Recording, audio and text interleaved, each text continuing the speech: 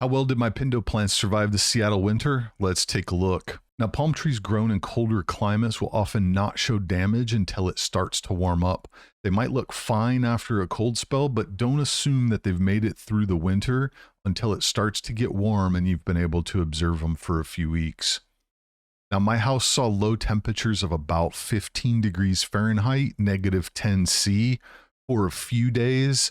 Other than that, we had a typical Seattle winter, which means lots of rain and temperatures that stay right around freezing for lows at night. The smaller Pindo looks terrible. The spear has pulled on it, and I'm 50-50 this one is going to survive. It looks atrocious. Can't say much more than that. It's kind of sad. During those 15 days, I pushed it up against the house and put some C7 Christmas lights. I didn't have C9 for this one, but C7 incandescent lights to try and give it a little heat. It's also right next to the exhaust of one of our gas fireplaces. Still wasn't enough to keep it from taking significant damage here. Looking at the larger Pindo, this is a plant that I bought 6 years ago. I've seen it grow from just a few inches. It came in a manila envelope, and it's quite large at this point.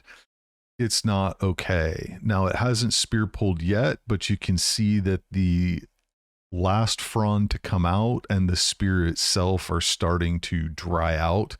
This is exactly what my mule palms looked like last year that spear pulled. So I would expect this to spear pull at some time in the coming weeks.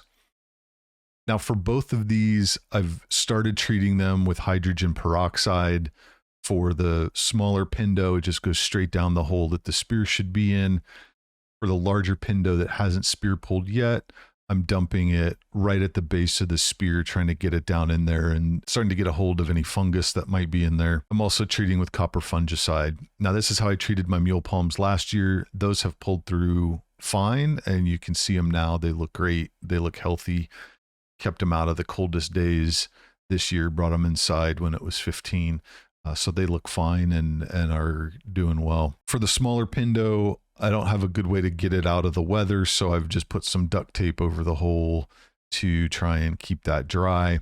For the larger Pindo, I'm able to slide that under a covered patio, so that's out of the water, and we'll keep it dry here until we see new growth out of that spear. Now, the Pindo in the front, I put this in the ground last year. It actually looks mostly fine. It's got some fringe damage on the extremities, but the spear itself looks really solid, and it's looking like this is going to be not an issue. This one did have C9 lights wrapped around it, but that was all I did for that really cold period where we had the lows of 15 Fahrenheit.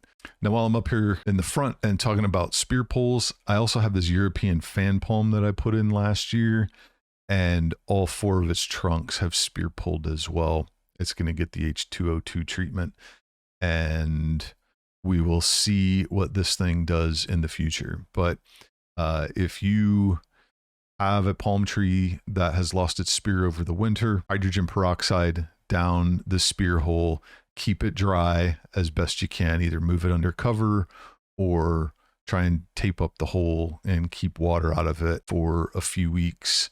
Don't give up hope at this point. You can watch the video here where I brought the mule palms back from spear pull last year. Thanks and have a good one.